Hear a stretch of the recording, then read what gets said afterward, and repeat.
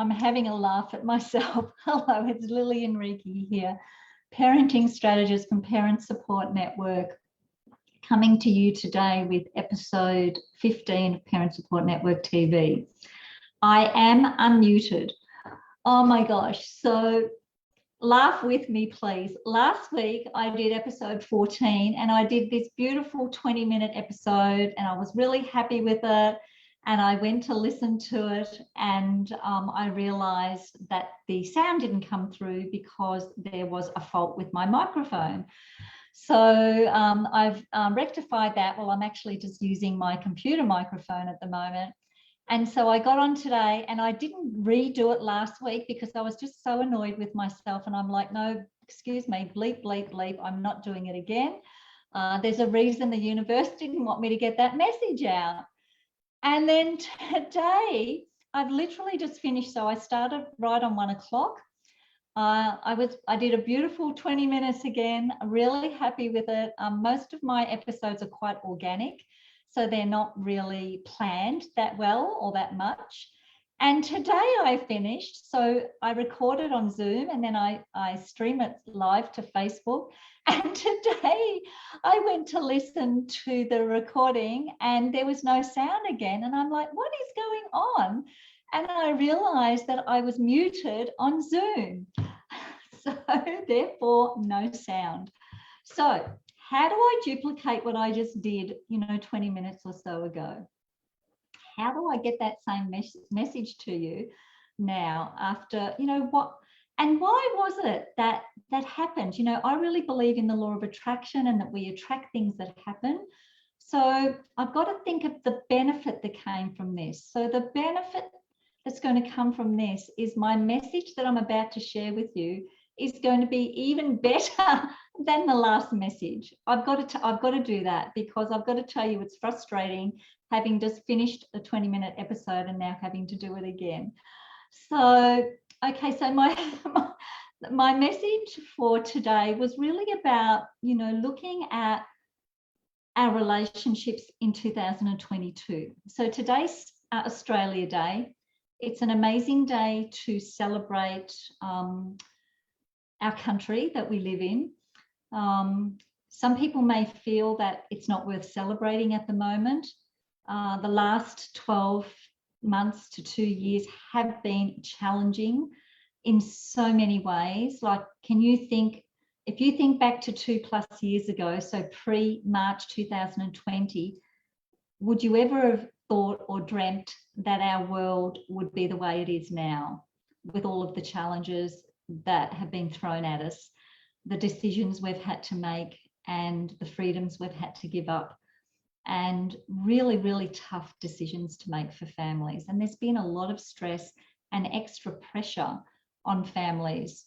And parenting is a relationship and a thing that we have such passion for, that at the best of times, when everything else is going well in our lives, is still stressful, is still challenging, because as parents particularly, we want to parent our children in a way that is loving and connected and respectful and kind.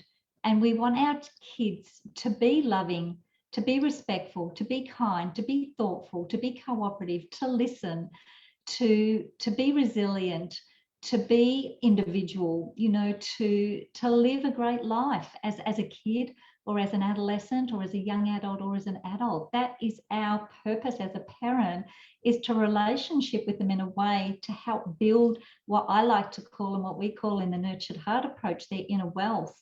So to really build them up as people so that they can feel good about who they are and know their qualities and their strengths and their greatness, as well as us being, strong on that for ourselves as well. So let me ask you this question. And if you were to be totally, transparent and honest with yourself, would you say that your relationships as they stand now are the way you would really love them to be? They might be okay. You might like the way they are, but do you love the way they are? So no matter whether you're parenting, toddlers or primary school age kids or secondary school age kids, young adults or fully grown adults that are living their own life, maybe have partners, maybe have their own families, because let's face it, a relationship with your kids starts from the day they're conceived and ends, well, it doesn't even end at our box day, but physically it ends at our box day. And I feel like it's something that, we need to continue to work on. Who here listening in has spent time or money or resources working on themselves? So done maybe some personal development, or, had a coach or done a course, bought some personal development books, some self-help books, worked on yourself as a person. Who here has invested time, money, or resources in their job or their career or their business? They've spent, big dollars getting a qualification or a degree or a diploma or an apprenticeship, maybe spent lots of money in a home-based business or a traditional business, building the business up, learning about the business, learning how to grow the business and to make the business profitable. I think a lot of people invest in that, don't they? They invest in things that will give them a return on investment as such. People also invest time, money, and resources into their health and wellness. And, because if we are not in a healthy body and we're not well, then, we can't live the sort of quality life that we want to. But how many of us invest time, money, and resources into our parenting and relationships? I've been doing this work now for, decades. My two sons are now in their mid-30s and late 20s. And I started, I'm a parent, obviously, and I'm a teacher. I'm a primary school teacher with a degree in education. But I started this parenting work when my younger son was a toddler, because he was diagnosed by many people, from doctors to pediatricians, psychologists, psychiatrists, counsellors of all different sorts, with childhood depression, ADHD, which is attention deficit hyperactivity disorder, and ODD, which is oppositional defiant disorder. And back 25 years ago or so, we did not want to follow the path that was given us by every one of those practitioners, which was basically to medicate our son. So we took it upon ourselves to take a very different path. So I can honestly say, hand on heart, that we have invested much time, much money, and many resources on our parenting and on our relationships, and helping our children to be happy and healthy, and for us to have great relationships with them.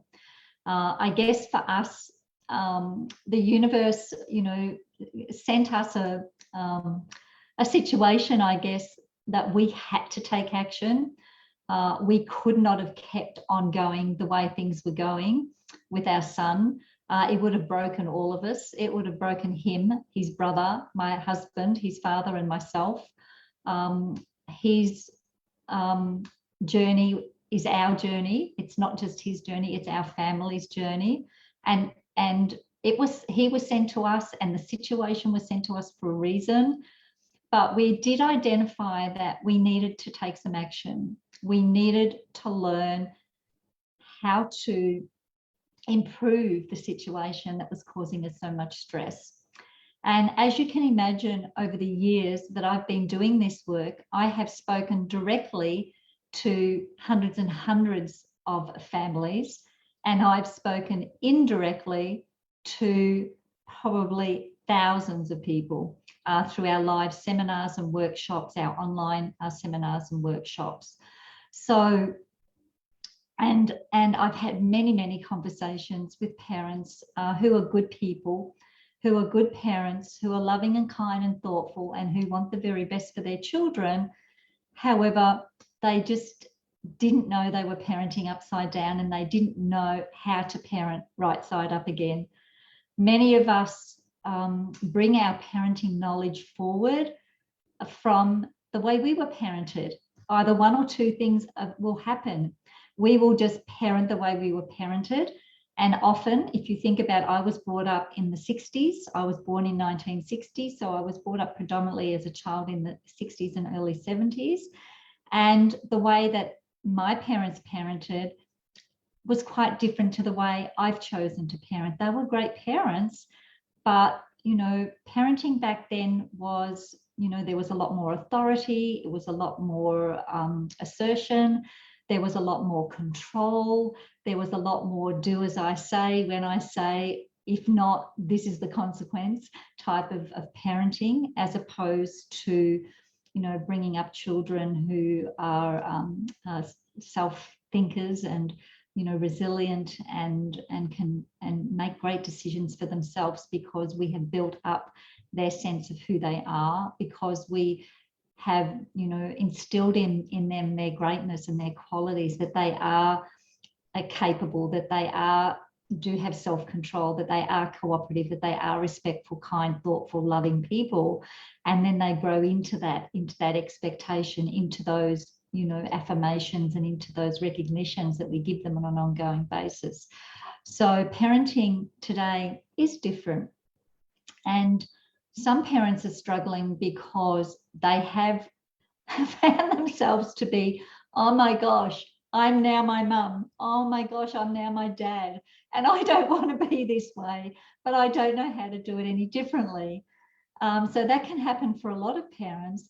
And then for some other parents, they might be right, I was parented in this particular way, and I do not want that for my children. I did not enjoy my upbringing in many respects, and I do not want this method of parenting and relationshiping for my children. So they seek a very alternative way. But once again, through trial and error, you know, often we don't know what we don't know. And I know when I first learned about the Nurtured Heart approach, and I learned about upside down parenting, I'm like, what in the heck is upside down parenting? It was a foreign term to me. But when it was explained to me, I'm like, oh my gosh, that makes so much sense. Because particularly as a parent of a challenging and intense child in my second son, we were so parenting upside down. We wanted the best for our son and for our relationships. We had all the love in our heart to be the best parent we could be. However, we were giving more energy, more of us, more relationship to the things that were going wrong, the mistakes he was making, the rules he was breaking, the attitude he was showing, the lack of cooperation, the, you know, getting in trouble at school, the fighting, the arguing. We were giving that so much energy and attention and relationship that he came to learn that that's how he got more of us as parents when he was doing the wrong thing. Had we known what we now know, and that I teach through the Nurtured Heart approach, we would have known to look for and recognize the many attributes and qualities and greatness that he did always have, but we were just focusing on the stuff that he was doing wrong, if that makes sense. So can you relate to that in your current parenting or relationshiping? Might not even be your parenting. It could even be in your relationship with your partner or your close family members. Are you focusing on and giving more energy to what you don't want more of, or what you do want more of? A little bit like my watering can analogy. Would you take a watering can and fill it with beautiful water and add some nice, you know, plant nutrients into it and go and water the weeds? No, because we don't want the weeds to grow. We would go and water the flowers or the plants or the veggies or the herbs, because that's what we want to give nourishment to. That's what we want to grow. So why would we go and water the weeds?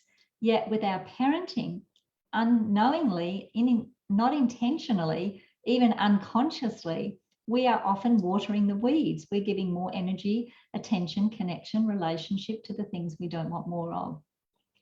So this is what I teach in the Nurtured Heart approach.